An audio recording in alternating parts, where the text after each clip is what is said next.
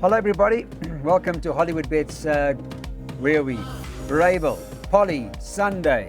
To get all of the action up and going, I got Len on the line. He's going to chat to us about the card, 0691643272. That's our WhatsApp number, and the Waiter to Win social media. X is where we at Waiter to Win. We're obviously always on YouTube and Racing Today and DSTV 240. There's the Betway QR code if you're watching on DSTV to open up your Betway account. It's fairly straightforward and easy to do. Let's get straight to the action now. The second on the Polly at the course is that the Swan Song tops the boards. It's priced up at 7-10. So in the red, deep in the red, looks the horse to beat. 7 Owner of Creation is 33-10. And on the Friday morning, this horse, number 8 on the card, Don Magoo, is at 9-2. And then you can get 8-1 and better about the balance. Just to report, if I quickly go to Len before we do, on any unraced horses, AMC Zara, Comnaidu says may need this run. So there's a comment over there. The 5 horse, Garth Puller says, it wasn't Garth Puller's comment, I beg your pardon. The trainer comment number 6 for Louis Gerson is will need the experience. And I think that's pretty much a wrap on the first. Len, good morning this Friday morning to you. And I take it we're starting with the Justin Snaithorst, the Swan Song. Good morning, Clyde. Yes, he certainly looks the one to beat here, Clyde. You know, he ran a very promising race on debut on the Poly track when finishing second to Bison Warrior. And on that performance, he looks hard to beat. The extra 200 meters looks to be in his favor. And, you know, to me, he's a worthy buy-pot banker. So I'm not looking past him. Fair enough. We'll put the buy pot up now for everybody. They can have a look. Banker the 4 by 124 by banker 5. So 2 bankers in the buy pot for Len. Then 125, then 268, and the last leg 125 and 8. So hopefully our first leg of the buy pot, we're not expecting any issues. It cost 108 Rand. Okay, guys, let's get to race number 2 now and have a look at what race number 3, I beg your pardon, have a look at the action. This is over the mile. And I can tell you that on Friday morning, the betting is as follows. 1 Green Commander is the 2-1 favourite. 4 Azal is at 28-10. Second choice, a Green Commander 2-1, 28-10 Azal. 2 Golden Diogo 3-1. There's been a bit of support for that. Frank Robinson's also has shortened in the betting. 5 Run Through the Jungle is trading at 5. Some interest in that as well. Also shortened was 7-1. And a bit of nibble for that horse of Daryl Moore's Fort Usher into 7s. 8-1 about Chakalaka. And there's one other, we must quote it, Roy's Glorious, who's trading at 16-1. Yeah, it's a chat about the race, Lenny. This horse, Azala, he's only got 49 on its back. That's going to certainly help, no doubt about that. 100%, Clyde. Hazel made very good improvement in her second run, and with a 4 kilo allowance, she's only coming in with a lightweight of 49 kilos. So I think she's going to be a big runner. Then the 2 horse Golden Diogo. Now he could be the biggest danger, and you know he's coming along nicely, and both of his runs have been on the surface.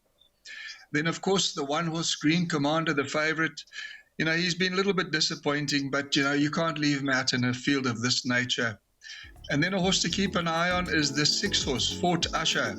You know, he wasn't disgraced when having his first run in finishing just over 6 lengths behind the promising Benny and Paul.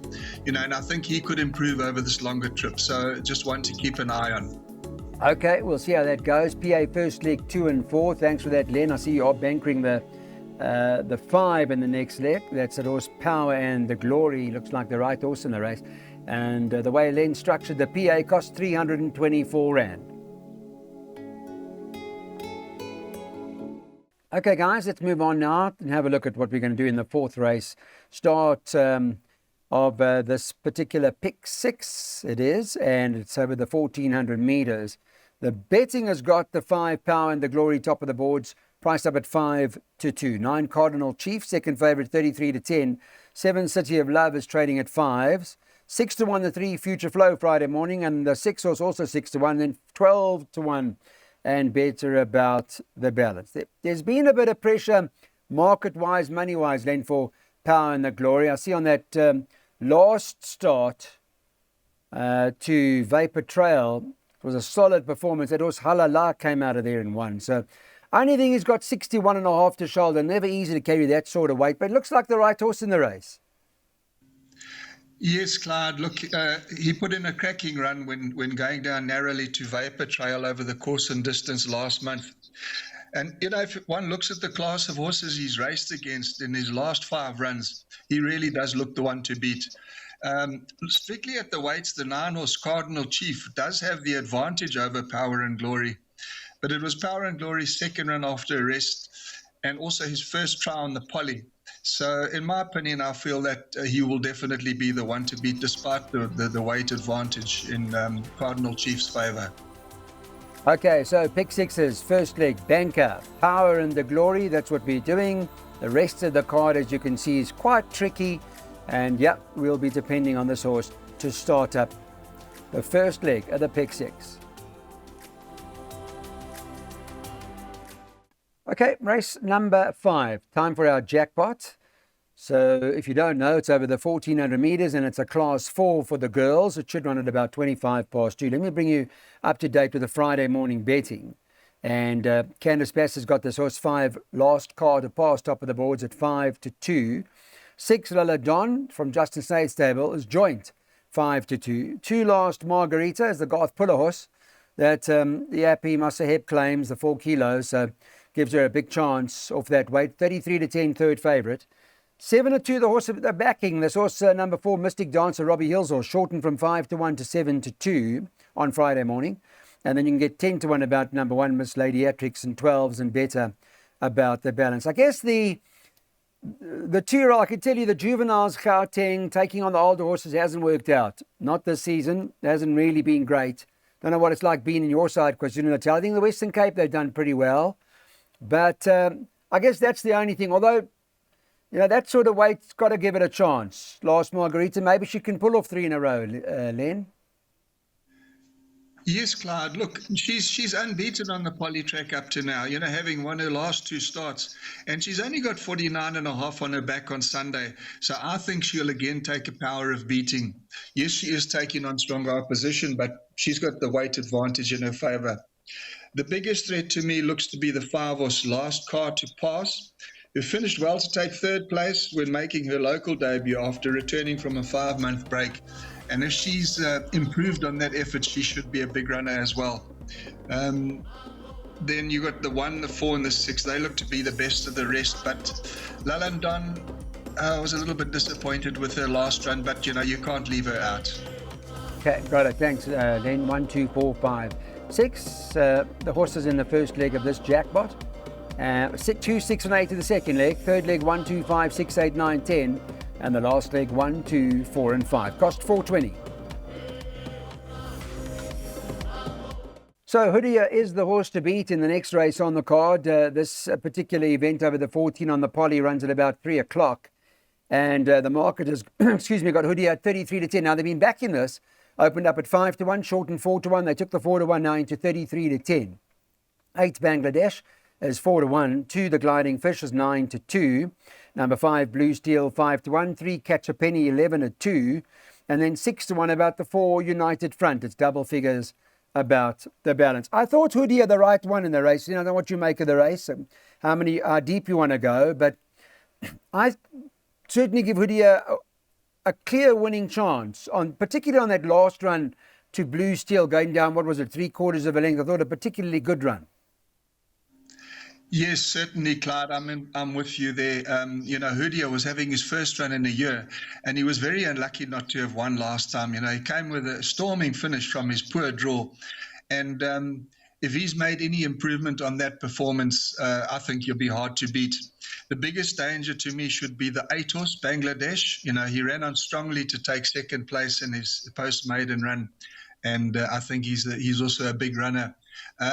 Just touching on Blue Steel. I think at the weights, Hoodia, he's got a 1.5 kilo advantage this time for say half a length, and I do think he'll turn the tables on Blue Steel this time round. Yeah, fair enough. And I think Hoodia, the tongue tie stays on because that seemed to help also. So 2, 6 and 8 for Len in this jackpot. This particular jackpot, 6 through to the last.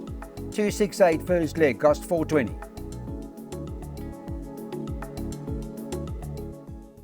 Let's go to the next, race 7, class 3, 1,000 metres. That'll be over before you know it. 25 to 4 is the time of the race. Friday morning's markets got them as follows. 2, Position of Power at 5 to 2. 1, Blazing Fury, 5 to 1. Third choice in the betting is the 6, Pop Chart at 5 to 1. 6 to 1, number 8, Chocolate Soldier. 9, Connery is currently trading at around 7 to 1. So got a bit of a draw to contend with, but I'm sure that Appy is going to help in terms of the weights, etc. So it'll give birthday boy Robert Bloomberg some hope here. 8 to 1, number 5, Rainbow Reward, and 10 to 1, number 10, Inside Voice. But a wide open race, Len. I thought you're going to have to go quite a few. Yes, Clyde, this is a competitive field, and there's quite a few in with winning chances. My selection, however, is the 1 horse Blazing Fury. He seems to be at his best on the poly track, and he's got a good draw on Sunday and a nice lightweight, so he'll run a big race. The only slight negative with him is that he does tend to, he doesn't race up with the pace. He tends to lag off them a little bit in the early stages. And if he encounters some traffic problems in the straight, he could have a problem. But he's got a nice lightweight and he'll run a big race. The 2 horse Position of Power, he's unbeaten in 2 runs on the poly track and is an obvious danger. But he's got to concede 8 kilos to Blazing Fury on Sunday. So that's why my preference is slightly with Blazing Fury. If you look past these 2, then it becomes wide open. You've got a lot of horses in with chances, a lot of speedsters. Rainbow Reward's got a chance. Pop Chart, clearly not his run last time. We'll give him another chance. And then Chocolate Soldier, Connery. Yeah, there's quite a few others, Clyde, but my top 2 choices is Blazing Fury from Position of Power. Got it, thanks, Len. We'll use it in the trifecta by floating the 1. So float the 1 in the trifecta with 2, 5, 6, 8, 9, 10. It'll cost you 90 Rand. Okay, the 8th race on the card, 1,000 metres again, C Stakes, and it sees the return of Billy Cool, who hasn't been around for a while. He's been off for a few months. I see Ricky Mangard says, because Ricky Mangard's having a tremendous run in Durban, and he says here, we'll possibly need his return slightly. So they're not 100%. He does say possibly. The market's got Billy Cool at 28 to 10 at the moment. 2 Summer Winter 3 to 1. The 4 Chara Sands 4 to 1. And number 5 Intrepid at 5. 6 Rock Music is at 11 to 2. And then double figures about the balance. Again, quite a few in here, I thought. Len, Billy Cool, Summer Winter, my top 2, you? Yes, Clyde, it's a pretty competitive race, and quite a lot will depend on the Cape Raider, Billy Cool. You know, he hasn't raced since November last year, but he did have 2 good runs before being rested, you know, so he must be included. And it's also his first run on the poly, so we don't really know how he'll go, but he's definitely an inclusion in the perms. But a horse like Chara Sands, you know, he's a specialist over the course and distance, and he could make it 3 wins in a row on Sunday. Summer Winter also does very well on the surface with a win and 3 places from her 4 runs on the poly track. But she could be held by Chara Sands. But certainly those are the main players in this race, I would say. 1, 2, 4, and the 5 Intrepid is also an out-and-out 1,000-metre horse. Right, we'll use that. Thanks. The exactas 1, 2, 4, 5, and no particular choice. That exacta, as you see it, costs 12 Rand. Last race of the day, again a tricky race and maybe a quartet opportunity for you to get some money out of this, and it's class 5, so we're at the lowest. We're at the E division now, girls over 1,200 metres thereabouts, and let me quickly bring the betting up on Friday morning, what's happening. 7 Inner Bloom tops the board, 22 to 10. Some interest in that. There has been a little bit of support for Calvin Habib and Lucinda Woodruff's runner in the last race. 9, Your Ladyship is 5 to 1. 2, Winter Blessing is 6 to 1. And the 8, Saudi Sweep is trading at 15 to 2. A little bit of interest in Candice Bass's horse 11, Autumn Rush, shortened from double figures into 7.5 to 1, and the 4 Octillo is trading at 10s, 12s and better about the balance. Just right at the back, I just want to see if there's a comment from trainers here. What one regarding Lucinda's Horse Octillo? Number 4, she says, will need the run. Tricky race. Which one are you going for, Lenny? Inner Bloom, top of the boards, is money for it maybe the right one? Yes, Clyde. Look, it's a tricky Class 5 fillies and mares race. Sure. My narrow first selection would be with the informed stable of Lucinda Woodruff with Inner Bloom.